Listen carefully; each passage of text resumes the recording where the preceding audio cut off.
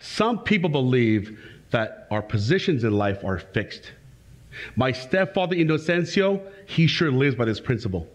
He's an auto mechanic by trade, and his idea of raising 3 young boys is to instill true work ethic, which means we are working every single weekend. It's a true Mexican household. Got 4 cars in the driveway, 3 more in the front yard. That's just the way it is. I'm 14 years old, and on this Saturday morning, here I am again, underneath the Chevy Nova, changing the oil. And I hear a ball bouncing. It's my friend Hector. He's going to save me from mechanic duty. And before I could even ask, my stepfather says, don't even think about it. As Hector walks away, I start to get myself all upset. Like, why do I always have to be working every single weekend? I just want to go play with my friends. I don't want to be a mechanic when I grow up. I hate working on cars. And as the minutes tick by, my attitude gets worse and worse until my stepfather says, OP, I don't like your attitude. Go inside the house and don't come out for the rest of the day. I said, fine. So I start stomping towards the front door, but I'm feeling a little nervous and afraid because I've never been this rebellious before. And as I grab the doorknob, he says, Opie, cuando crezcas y tengas tu familia, ¿quién te va a arreglar tu carro?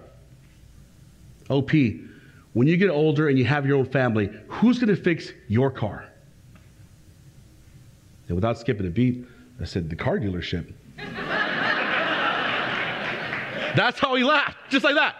You would have thought I told the funniest joke. He starts laughing so hard.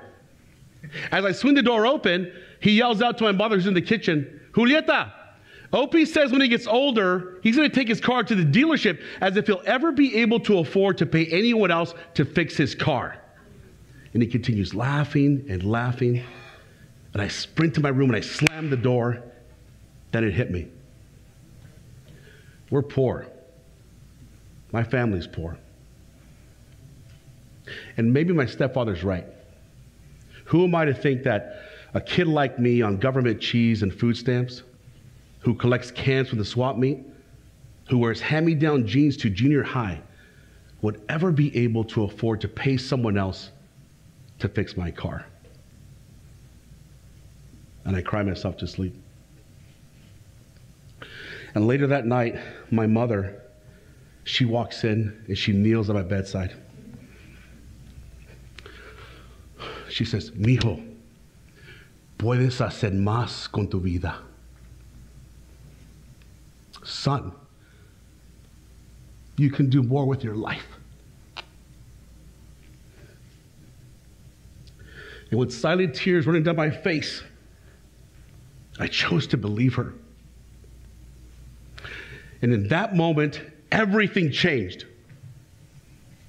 My mother's belief in me and my ability to believe her ignited a foundational truth that I still live by today. Change is our strongest ally, but it's what we fear the most. As humans, we develop habits. We develop patterns in our lives. And these patterns are comfortable. Think about the last time you tried to break an old habit. It takes work.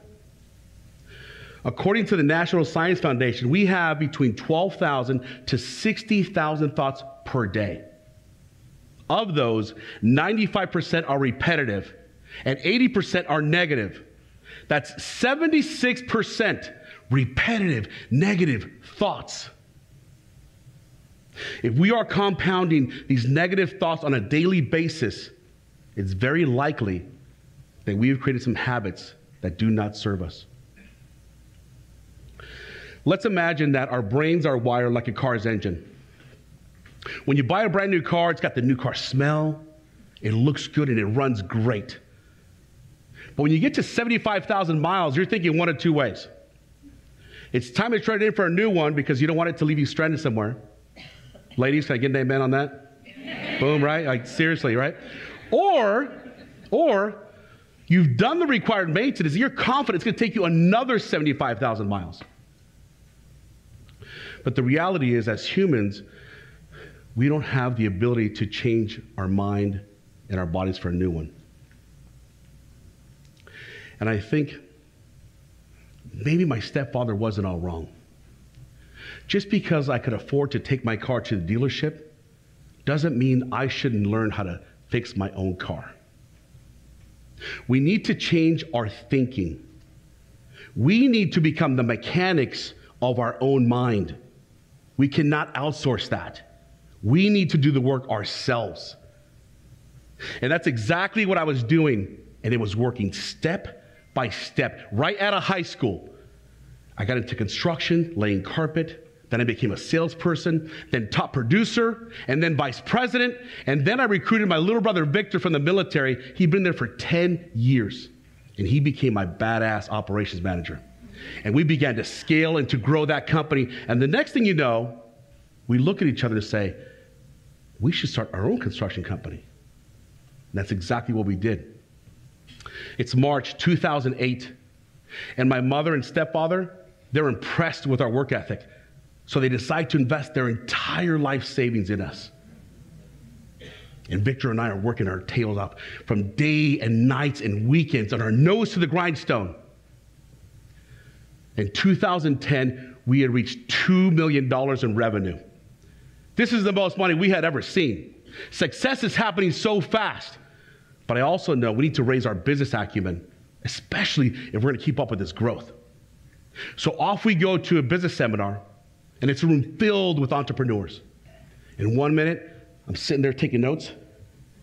And the next minute, I'm rushing my little brother Victor to the hospital. And 2 weeks later, on February 15th, I watched my little brother take his last breath.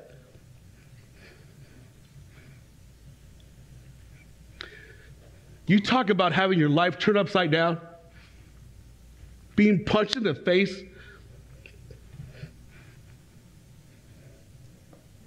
How could pancreatitis take my little brother from us at the age of 39?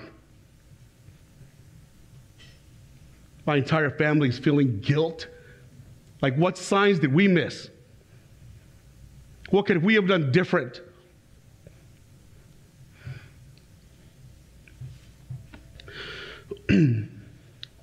Three months later, the company's losing money every single week. And my family depends on the success of the company. And I'm asking myself, can I even do it? I can't do this alone. I need Victor.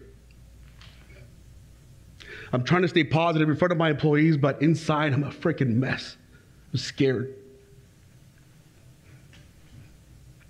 I'm driving around, wiping the tears away, just in time to see my next client. I'm frustrated, I'm angry, but inside I'm committed to make this work. So I make an appointment to meet my accountant, Scott. And he says, OP, I'm looking at your profit and loss statement, and it doesn't look good. I think it's time that you admit that you can't run this company without your brother. Go in the other room and tell every one of your employees to start looking for another job. It's time to shut down the business. In that moment, I feel like the teenage boy crying in my bed, like there's no way out. Then my mother's words come back to me. Mijo, puedes hacer más con tu vida. I said, Scott, there is no freaking way I'm going to shut down the company. I just buried my little brother, and I'm not going to bury the company too. And if Victor were here in my shoes, he would tell you the same freaking thing.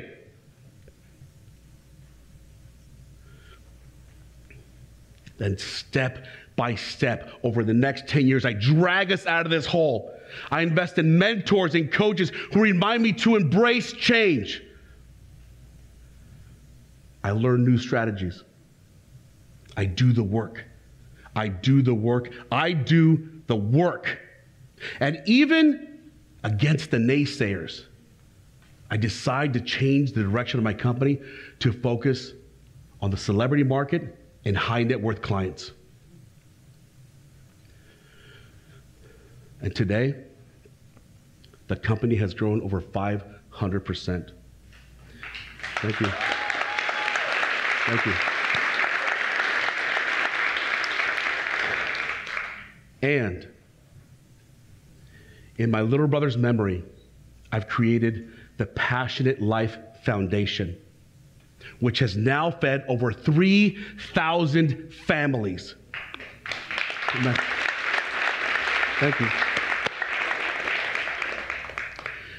Change is not easy. But by embracing change as our ally, we can shift out of any circumstance, even in the midst of tragedy and chaos. I've created what I call the 3-spark challenge. Just as a spark plug is strong enough to ignite fuel into a car's engine, so can these sparks accelerate change out of any circumstance. Ready? Let's go. Spark number 1, become. Become a new person by getting new voices. Get allies all around you. A great ally, mentor, coach. They will stretch your thinking. They'll connect you to key people, and they'll help you get out of your own way. According to Inc. magazine, businesses that use coaches have increased their revenue by 83%, while a non-coach business increases only by 16%. You want to grow? You want to collapse time? You want to get there faster? Find a coach in your industry and in your life with a proven track record. Then make the investment and hire them. Coaches are the high-octane fuel for you to become the person that you set out to be. Spark number 2, bridge. When you look at a spark plug, there's a gap. But when you turn on the engine, that gap is bridged by a spark strong enough to ignite fuel into the car's engine. We need to bridge the gap from how we think to how our mentors, allies, and coaches think. You see, the mind is constantly searching to validate what it believes to be true. And it will always find things to support those thoughts. Neurologists, they use a term, neurons that fire together, wire together. Every thought triggers thousands of neurons in our mind, creating thought connections. As a boy, my brain was wired to accept poverty as a normal way of life. When we go to the grocery store, my mother, she would pay with food stamps. My neurons were firing together, wiring together, creating a normal of poverty that did not serve me. And when we have something that does not serve us, we have the ability to change it. As mechanics of our own mind, we have the power to create new bridges, new connections. New bridges, new connections, new life. Spark number 3, battle. We are in a fight, baby. We are in a fight against an opponent we cannot see. It's our doubts, insecurities, our fears screaming at us, telling us that we can't do it. Remember, 3/4 of our day, repetitive, negative thoughts. But we win the battle through execution. Do the work, do the work, do the work. From when I became a contractor to Victor and I starting our own business and suffering through that tragedy, to making the change to serve the celebrity high net worth market, every step was a battle. I was faced with opposition every single time.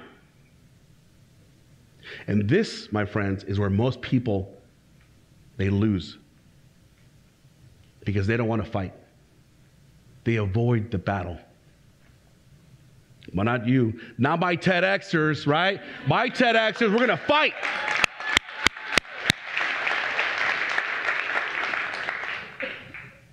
You're going to stay in the ring and you're going to fight. And you're going to battle. Fight for your family. Fight for those that you love. Fight for yourself. When you stay in the ring long enough, you come out victorious. Rewiring our minds is not a one-time event. It requires constant, never-ending sparks. We must become the mechanics of our own mind. Take on the 3-spark challenge. Become, bridge, battle. Because we could always do more with our life. Change is our strongest ally. Embrace it. Boom. Thank you. Thank you. Thank you. Amen. Thank you. Let's go!